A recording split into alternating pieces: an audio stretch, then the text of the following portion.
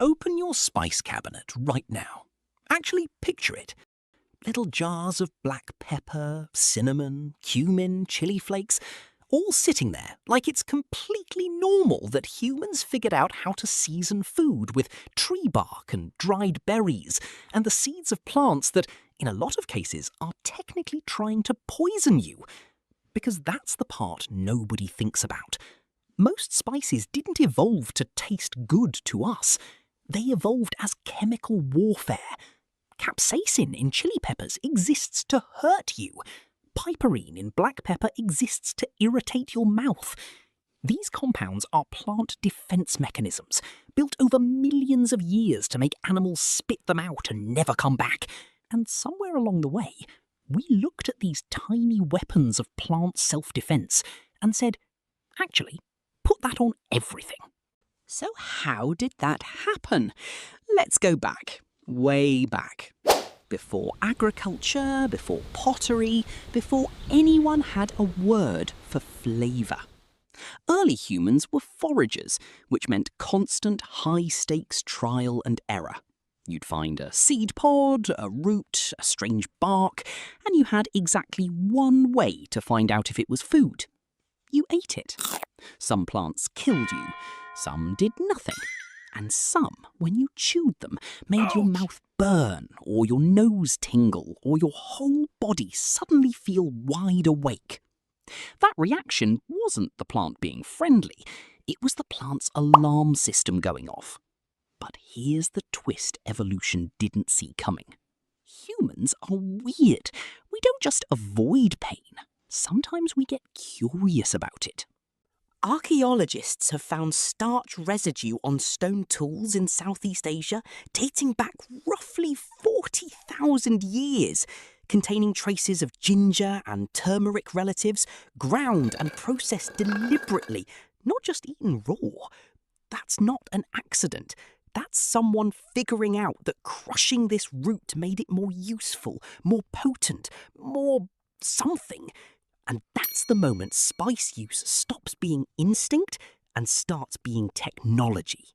But the real turning point, the one that should genuinely blow your mind, happened around the Indus Valley about 4,000 years ago.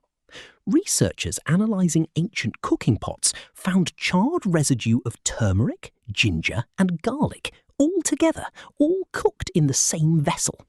That's not someone accidentally biting into a spicy root. That's a recipe.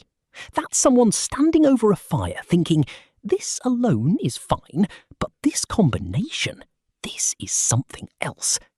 The moment humans started combining spices, instead of just tolerating them, food stopped being fuel and started being culture. And once people realised spices did something, they got obsessed with finding more. Not just for flavour either. Ancient societies noticed something else entirely. Meat packed in certain spices lasted longer before rotting. Wounds treated with certain barks got infected less often. People who ate specific seeds seemed to get sick less during outbreaks. Turns out a lot of spices genuinely are antimicrobial. Cinnamon, clove, garlic, they actively fight bacteria. Ancient humans didn't know the word bacteria. They just knew some plants kept food safe and some plants didn't, and they built entire trade networks around the difference. Which brings us to the part of this story that gets genuinely insane. By around 3,000 years ago, spices weren't just useful, they were worth more than gold in some regions.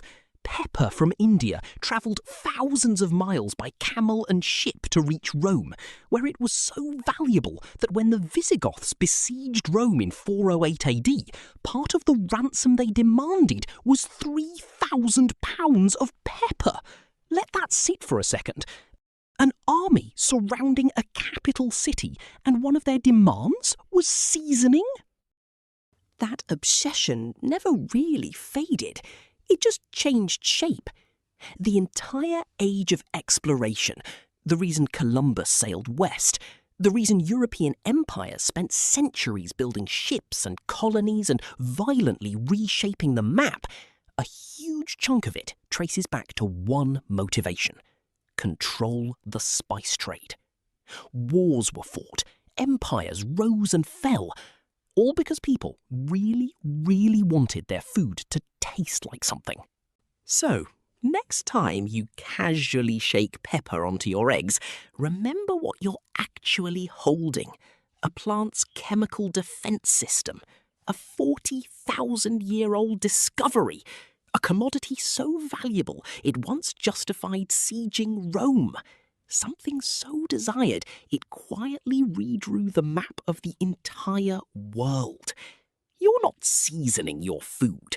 You're holding a tiny jar of human history, and somehow it's just sitting in your kitchen like it's nothing.